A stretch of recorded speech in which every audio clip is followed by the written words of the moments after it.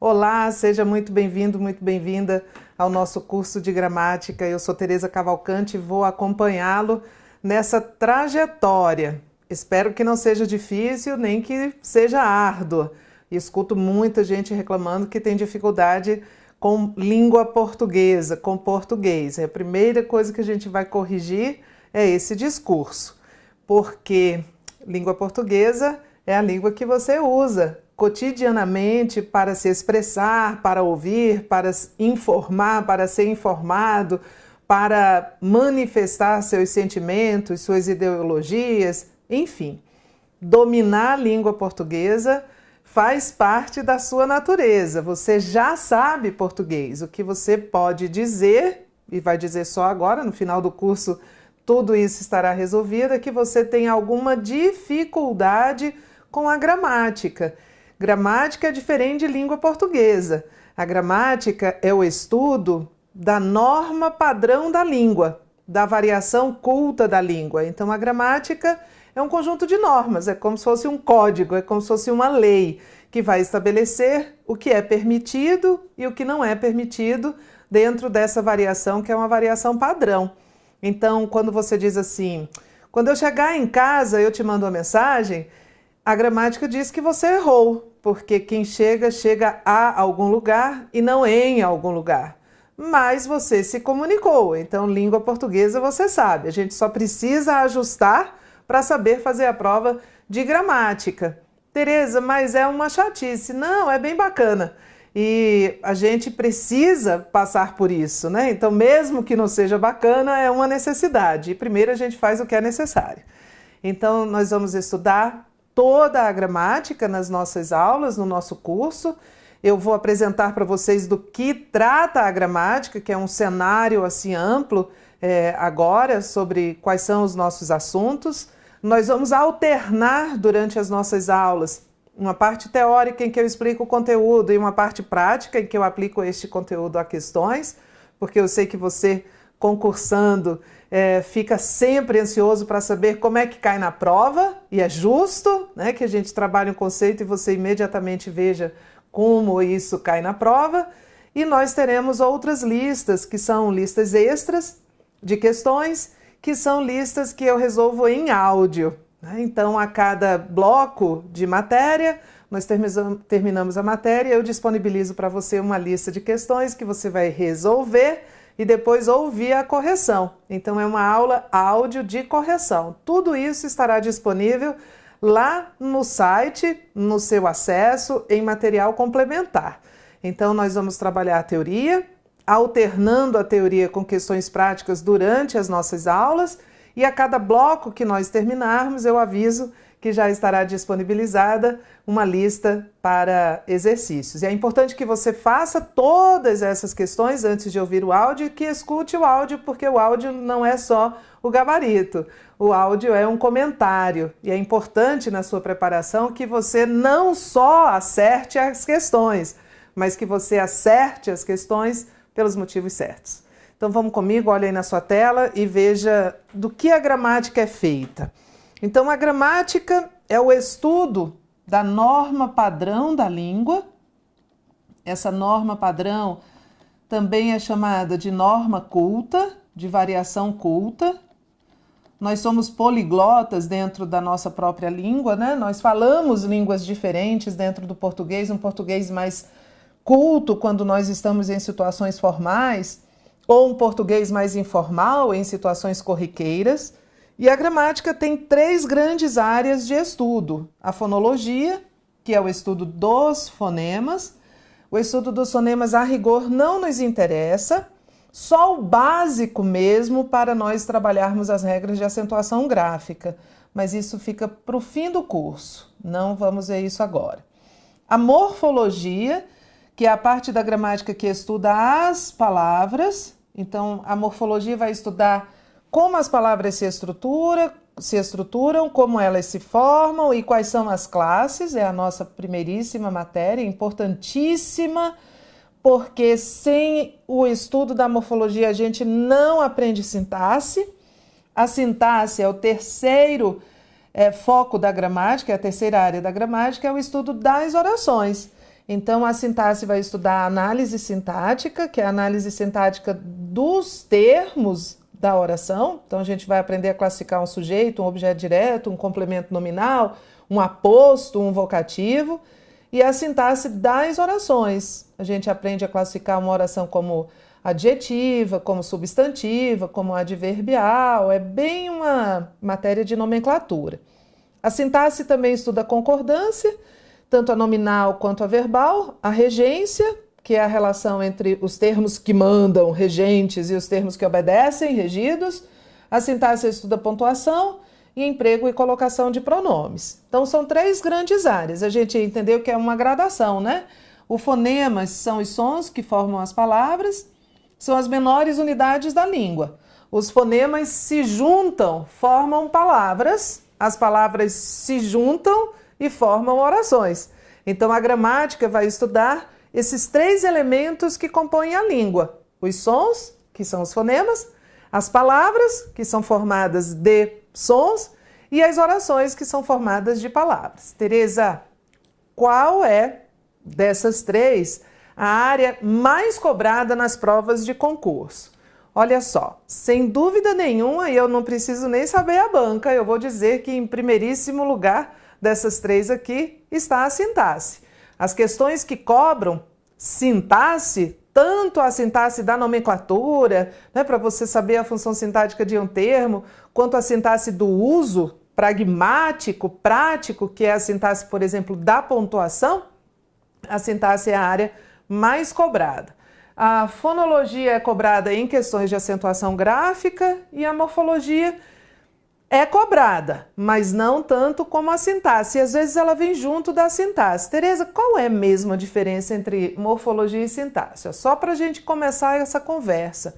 A diferença é muito a nomenclatura. Então, quando eu digo assim, a casa pegou fogo. Casa é um substantivo. Aí você pergunta, Tereza, não é o sujeito? Também é o sujeito, o núcleo do sujeito dessa oração. Substantivo é uma classe de palavra, então eu estou fazendo uma classificação morfológica. E sujeito é uma função sintática dessa palavra dentro da oração. E aí eu estou fazendo uma análise sintática. Então a primeira coisa é a gente entender que a morfologia classifica as palavras, substantivo, adjetivo, numeral, e a sintaxe dá a função que essas palavras têm dentro de um contexto oracional. Vamos começar por morfologia. Ela é importantíssima porque ela está muito associada à análise sintática. Depois a gente vai entender esse link que existe entre as duas, mas vamos começar com a morfologia. Aqui nós temos aí na sua telinha todas as classes de palavras. É um quadro da morfologia com a classificação das palavras. As classes de palavras são as diversas categorias em que as palavras podem ser classificadas de acordo com sua função dentro da língua. Elas não existem só na língua portuguesa. Todas as línguas do mundo, por exemplo, têm substantivo. Tereza, você separou aqui por cores. É porque a gente vai trabalhar essas 10 classes de palavras, substantivo, artigo, adjetivo, numeral, pronome, verbo, advérbio, preposição, conjunção e interjeição, mas a gente vai ver que elas se dividem em blocos. Primeiro bloco que nós temos é o bloco dos substantivos, é o bloco dos nomes e dos termos a ele associados. Então, imagine que sejam 2 times rivais. Um time é liderado pelo substantivo. Substantivo é uma palavra nuclear. Ela é um núcleo, ela é uma palavra importante. Em torno dela, desta palavra, do substantivo, gravitam outras palavras. E o verbo também é uma palavra nuclear. E eles são inimigos, tá? Morfologicamente, o substantivo e verbo agregam ajudantes diferentes. Na equipe do substantivo jogam o artigo, o adjetivo, o numeral e o pronome. Na equipe do verbo joga o advérbio. Então eu tenho 2 palavras nucleares, em torno delas outras classes de palavras gravitam, existem, e eu tenho o grupo dos nomes, que é liderado pelo substantivo, é um cabeça de chave. Em torno dele estão artigo, adjetivo, numeral e pronome. E eu tenho um outro grupo liderado pelo verbo, e em torno do verbo está o advérbio. Preposição e conjunção são chamados de conectores ou conectivos linguísticos. Servem para fazer conexões, para ligar ou termos de uma oração ou orações de um período.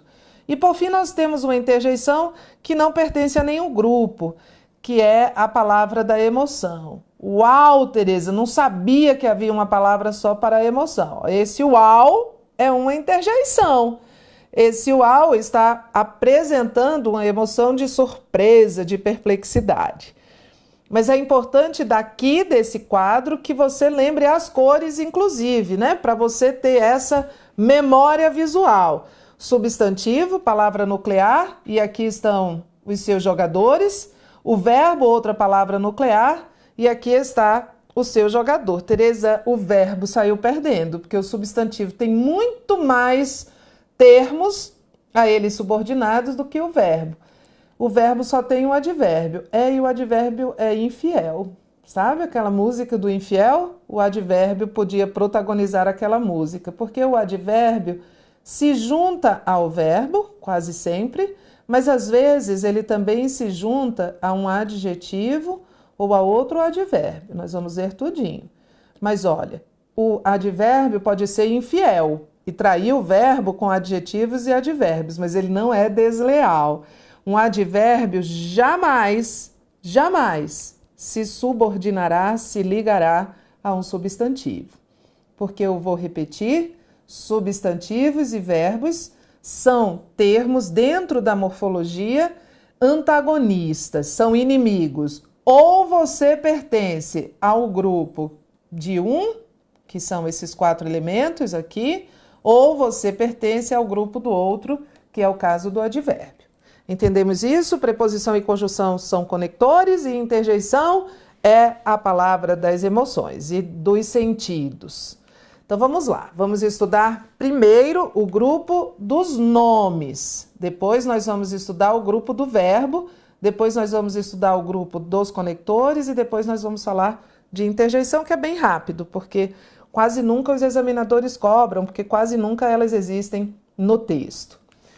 O substantivo é a palavra que nomeia os seres em geral. Como assim, Tereza? Vamos lá. Umbigo. O que é um umbigo? Umbigo é o nome que se dá a uma cicatriz decorrente do corte do cordão umbilical. Então, eu estou nomeando algo. Então, umbigo é um substantivo. Inflação. Inflação é o nome que se dá a um processo em que os preços sobem e os salários não acompanham essa subida de preços. Então, inflação é um substantivo. Felicidade. Felicidade é o nome que se dá a um estado de bem-estar generalizado. Enfim, tudo aquilo que pode ser pensado nessa lógica é o nome que se dá a alguma coisa, é um substantivo. Azia é o nome que se dá a uma sensação de queimou, enfim, entendemos? Substantivo é uma palavra nuclear, porque tudo no mundo que existe, acredite, tem um nome. A gente pode até não saber que nome é, mas tudo que existe no mundo das coisas e no mundo dos sentidos e no mundo das ideias já foi nomeado, porque faz parte da natureza humana dar nome às coisas. É uma maneira de você se sentir mais no controle da situação. Imagine uma pessoa que tem uma doença e já passou por vários médicos e tentou vários diagnósticos, mas ninguém descobre o que é. Então, aquela doença não tem nome e a pessoa fica desesperada. Quando, enfim, ela descobre o que é, por pior que seja, ela se sente mais tranquila, porque afinal agora eu sei o que eu tenho. Então, é esse o papel do substantivo, é nomear todas as coisas, os seres que existem no universo, para que o homem consiga ter um mínimo de controle dentro da linguagem, evidentemente, sobre eles. Então, tudo que você puder pensar como isso é o nome que se dá a alguma coisa, será um substantivo. Então, vamos lá, continuem, olhem aqui comigo. É uma palavra que nomeia os seres em geral. Eu listei aqui, nomeia as pessoas, as coisas, os animais, vegetais, lugares, sentimentos, fenômenos. E aqui a gente tem 4 classes de palavras que se vinculam ao substantivo. O artigo determina o substantivo. O adjetivo caracteriza, qualifica o substantivo. O numeral quantifica, mas é uma quantificação com precisão. Pense assim, numeral parece coisa da matemática, e a matemática é uma ciência da precisão. Então, se eu disser, eu li muitos livros, esse muitos não é um numeral, porque eu não tenho precisão nenhuma. Será um pronome indefinido. Mas se eu disser, eu li 30 livros este ano, 30 é um numeral, porque está quantificando com precisão. Às vezes o numeral ordena, o primeiro livro que li, esse primeiro é um numeral ordinal, às vezes o numeral fraciona. E nós temos o pronome. O pronome acompanha o substantivo ou substitui o substantivo. Nesta frase, as minhas 2 irmãs caçulas são gêmeas, elas moram em Brasília. Irmãs é um substantivo. É o nome que se dá a, então é um substantivo. Em torno deste substantivo, observe, estão gravitando essas palavras aqui. Esse as irmãs. Esse as é um artigo. É um artigo feminino definido plural. Ele está anunciando que vem um substantivo. Esse minhas também se subordina a irmãs. Minhas, subordinado a irmãs, é um pronome. É um pronome possessivo, da ideia de posse. Duas também está subordinado a irmãs. E eu estou quantificando com precisão. Então, duas é um numeral. E caçulas, que também se refere às irmãs, minhas irmãs, 2 irmãs caçulas, é um atributo dessas irmãs. Então, caçulas é um adjetivo. Então, nós percebemos como o substantivo é um termo nuclear, em torno do qual os outros termos estão gravitando, e cada um com sua função. Esse elas se refere às irmãs. Substitui um substantivo. Também é um pronome. Então, nós temos aqui os 2 tipos de pronomes. O pronome que substitui o substantivo, esse elas está substituindo o termo irmãs, e o pronome que acompanha o substantivo, que é o caso de minhas.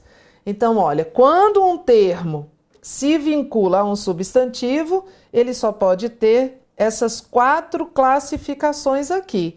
Às vezes acontece de o examinador fazer assim.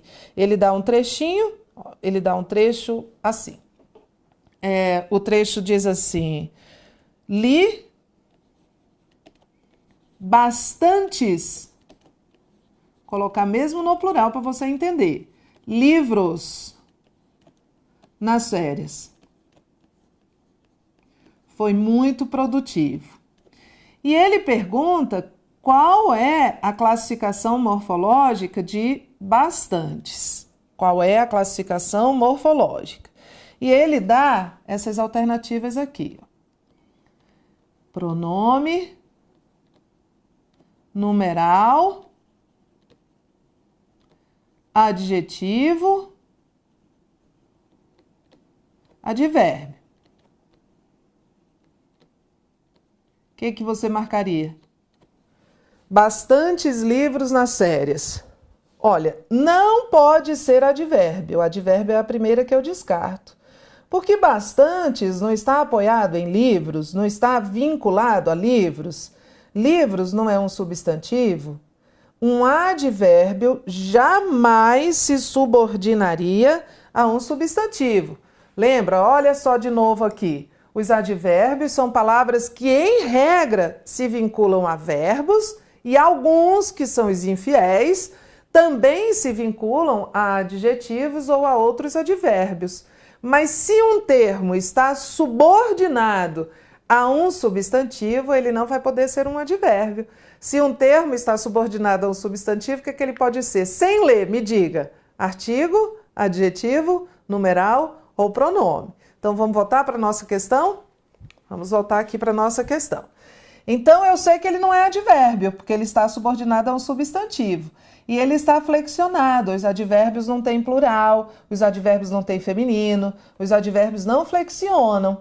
Substitua bastantes por muitos. Muitos está no plural. Também não é um adjetivo, porque não é um atributo, uma característica dos livros que eu li.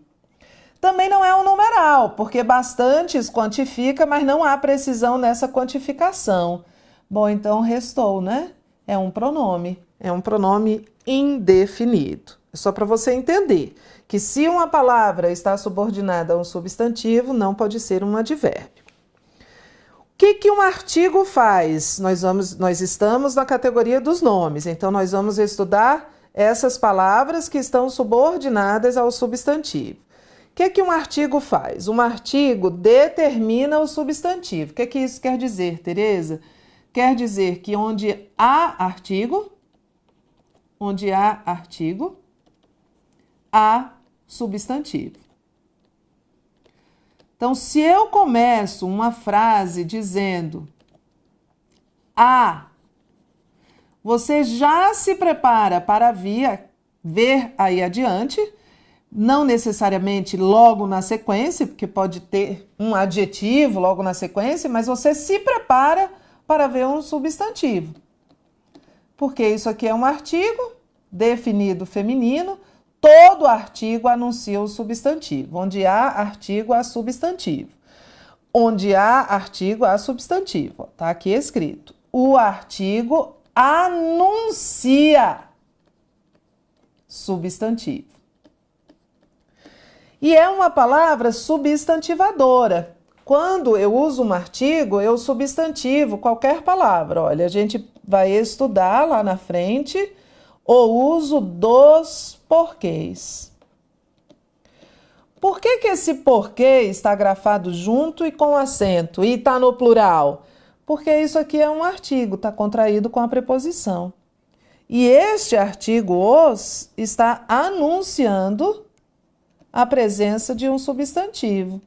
Então, este porquê aqui é um substantivo. Por isso ele está grafado junto, porque é uma palavra só, e por isso ele está acentuado, porque é uma palavra oxítona terminada em ES, tem acento.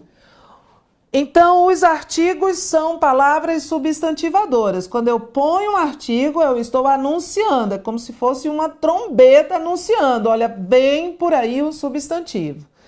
Os artigos podem ser definidos ou indefinidos. Os definidos são os, as, os indefinidos uns, uma, umas. Cuidado com esse um e com esse uma, porque eles também podem ser numerais. Se eu disser assim, esperei uma década por isso, esperei uma década por isso, esse uma está quantificando, não é? Eu esperei uma década. Década é um substantivo. É o nome que se dá a um período de 10 anos. E esse uma está acompanhando esse substantivo, mas a função dele aqui nitidamente é quantificar. Eu esperei uma década. Não foram duas, não foram três, uma década. Então, isso aqui, cuidado, é um numeral, porque ele está quantificando. Então, vamos entender que o artigo não quantifica, ele indetermina. Eu li um livro, mas não gostei muito não. Eu li um livro, esse um livro é um livro qualquer, seria um artigo. Vamos colocar isso em prática? Vamos lá, vamos fazer as questões. A atividade fundamental na universidade é o educar, em todos os sentidos. A palavra educar foi empregada como substantivo, certo?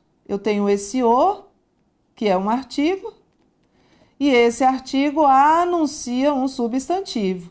Então, educar aqui é um substantivo. É uma palavra substantivada pela presença do artigo. Tereza, eu pensei que educar fosse verbo. Fora do contexto mas aqui dentro do contexto, educar foi usado como um substantivo. Tereza, então me diga uma coisa, me explica isso direitinho, Tereza. As classes gramaticais podem mudar?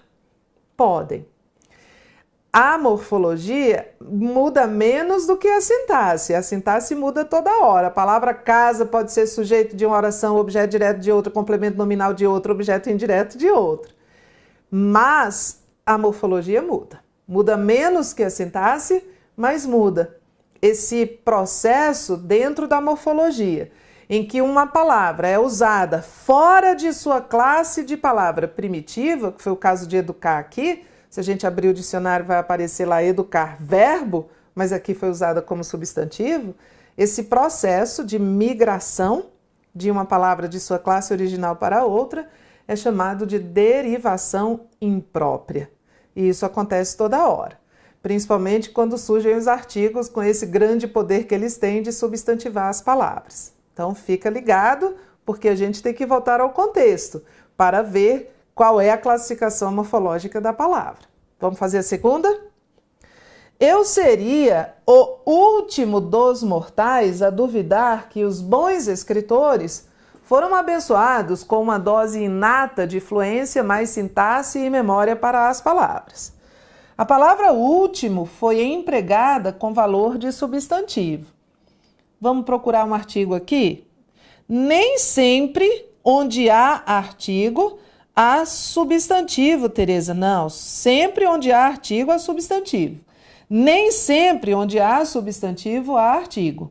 Mas olha, eu tenho um artigo aqui, eu tenho outro artigo aqui, eu tenho outro artigo aqui, eu tenho outro artigo aqui, eu tenho outro artigo aqui. Então, no mínimo, eu já sei que eu vou ter 1, 2, 3, 4, 5 substantivos, porque todo artigo anuncia um substantivo, mas nem todo substantivo é anunciado por um artigo. Então vamos ver? Esse as é artigo de palavras. Esse uma é artigo de dose. Esse os é artigo de escritores. Olha, bons é adjetivo de escritores. Esse os, que está contraído aqui com a preposição de, é artigo de mortais.